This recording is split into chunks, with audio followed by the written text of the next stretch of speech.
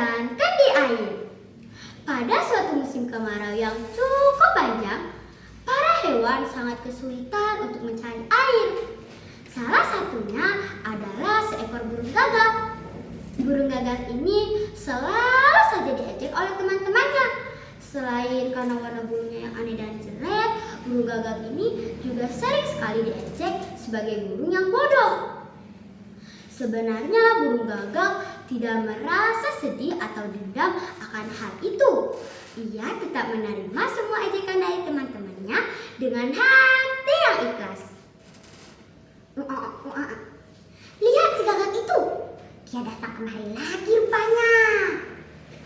Warna bulunya sangat hitam dan jelek. Tidak seperti hewan-hewan lainnya. Bak bak bak tek, bak bak bak tek. Hei, kamu tidak boleh seperti itu, monyet. Meskipun warna bulunya tidak indah, tapi dia itu cerdas, ucap ayam.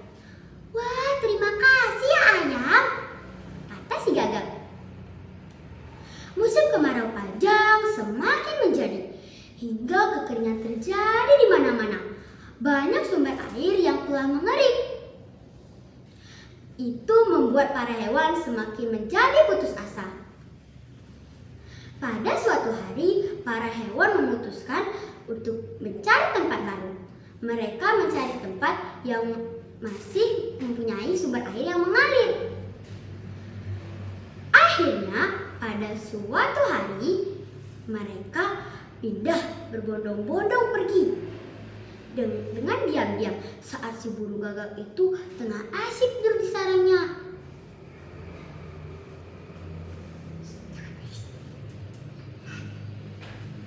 Ucap monyet. Akhirnya pagi pun telah tiba dan si gagak merasa sangat kebingungan karena ia tak dapat menemukan teman-temannya. Akhirnya ia memutuskan untuk terbang tak tentu arah.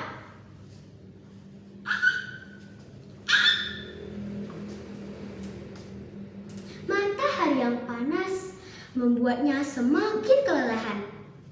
Dan akhirnya si gagak memutuskan untuk turun berteduh di bawah sebuah pohon.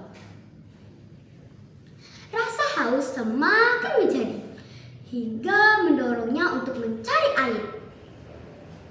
Akhirnya si gagak itu mulai berputar-putar mencari tempat itu.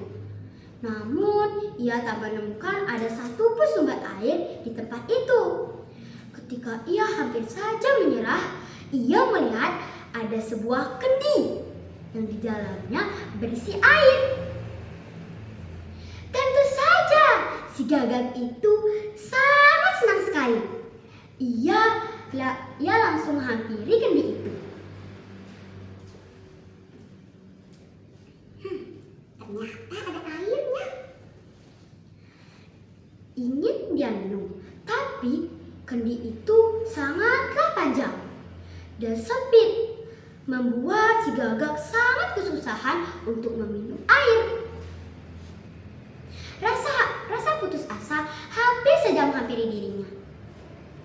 Mungkin aku memang sebodoh yang dikatakan teman-temanku, ucap burung gagak itu. Tapi Tuhan selalu memberi jalan kepada hambanya yang bersabar.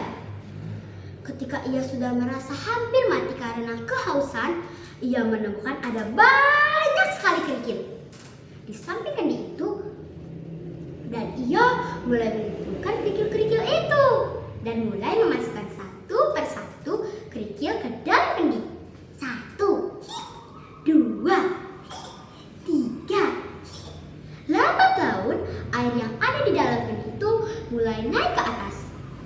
Segera saja si burung gagak itu meminum air dengan sepuasnya untuk menghilangkan dahaga. Segar sekali. Setelah burung gagak itu merasa cukup, ia mulai melanjutkan perjalanannya mencari teman-temannya. Ternyata usaha si gagak tidak sia-sia. Ia menemukan teman-temannya yang telah pindah dan bahkan dia menemukan sumber mata air yang baru. Tentu saja Teman-teman si Gagak sangat terkejut atas kedatangan si Gagak. Mereka tidak menyangka Gagak yang mereka anggap selama ini sangatlah bodoh ternyata secerdas itu. Karena penasaran, teman-temannya pun mulai bertanya kepada si Gagak. Gagak, kenapa kamu bisa sampai di sini? Ceritakan dong pada kita.